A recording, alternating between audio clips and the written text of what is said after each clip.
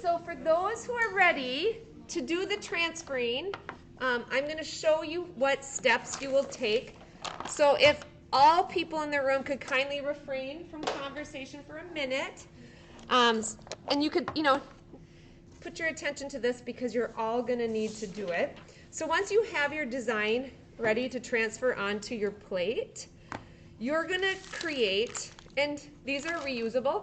I'm going to show you how to make a piece of graphite transfer paper without having to order graphite transfer paper. So this is just something that I know works. And you can even use like a number 2 pencil at home. Let's say you want to trace something onto another piece of, onto a drawing, or kind of duplicate it without redrawing it.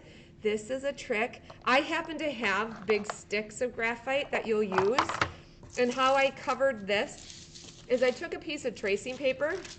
And the reason why I like using tracing paper is because it's a lot thinner versus a thick piece of paper. So when you're tracing, it's less material to kind of push your pencil through.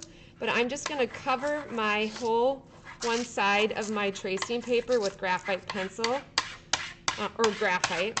And these are reusable, and you can always grab another one and just kind of rub it quick with the graphite to get it ready to go. I'm realizing my plate isn't as big as this piece of paper, so I actually don't even have to cover as much. But just another little trick for if you, let's say you wanted to create like duplicates of something. This is a kind of real basic way to make a copy without having to literally redraw it. All right, so I feel good, like it's pretty well coated. Now the next thing you'll want to do, and I'll make sure I have them available, is using a 2H pencil to do your tracing. And the reason why I'm saying 2H is because it is a harder graphite, so it'll just kind of help transfer.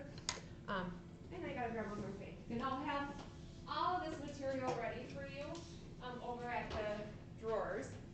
But you're gonna want to, I almost want to suggest, maybe what I'll do is cut these papers in half. I think that might work better. Let me grab a scissors. So I will cut these in half. I think they'll pair up a little better that way. So doing a quick little thing here. I might make sure I'm getting the edges a little better since I'm just using one side. All right. What you're going to do, and you need to make sure that you're paying attention when you're doing this, is you are going to make sure the graphite side is down, and you will get graphite on your fingers, but we have soap and sinks. And you are going to tape it just lightly, just so it doesn't move on you when you're doing your transferring onto your plate. So you want to tape that down, and then you will also want to cut out your design. I'm just going to cut, don't be too impressed with my design here. But cut it along the edge that you traced your plate on your paper. And the reason for that is you're also going to want to tape that on so everything is secure. So as you're tracing, you're not bumping and moving your design, and then you're kind of having to figure it out. How to get it to be lined up again. Let's just avoid that by doing this simple taping. Okay, so I've got my layer here. Here's my plate. Here's my graphite tracing that's facing down. So the graphite is touching the plate, and then here is my design. And then using a 2H pencil, and you'll want to do your best not to kind of push down a lot. Just do your best. It's okay, because I'm going to show you what you're going to do once you're done tracing it. So I am tracing over my design. I told you I wanted to do something with the heart. I will likely come up with a design soon. So you'll see, so I traced over it. Yours will be more detailed, so I would honestly have a method where you're either working from left to right or right to left, top to bottom. You just kind of pay attention, don't just be jumping all around. But what's really nice too is once you have it all taped down, you can lift up to see if it's working or not, and then place it back down. So follow these instructions and they'll kind of lead you in the right direction. And then once you're done tracing it, then you will do the next step, which will be to take a Sharpie and then carefully, because like I can easily, well, not too much, it stays, but you can end up rubbing it off a little bit.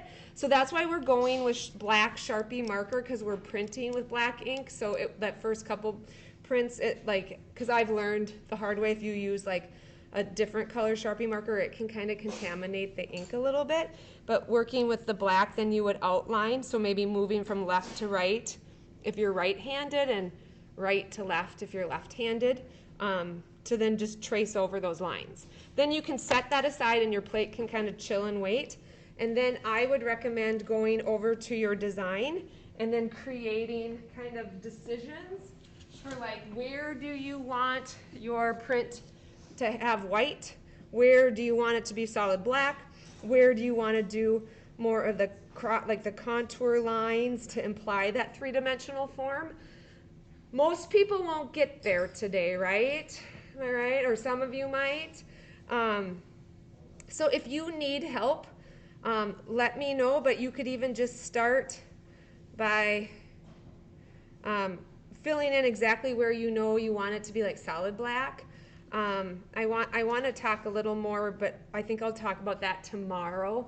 I'll talk more specifically about design choices of mark making. I just don't want to pile it all on your brains today. So for now, let's focus on getting prepped, finishing your contour drawings, then doing the graphite transfer onto your plate, then going over it with Sharpie marker.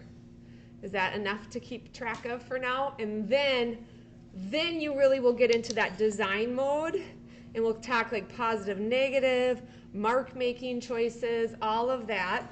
You can pre-plan here, or if you feel confident enough, you could do it on the plate, and then wherever you don't have marker, that means you don't carve that out. And I know I have an example of that, so you can kind of have a peek and decide which route feels comfortable to you for doing that.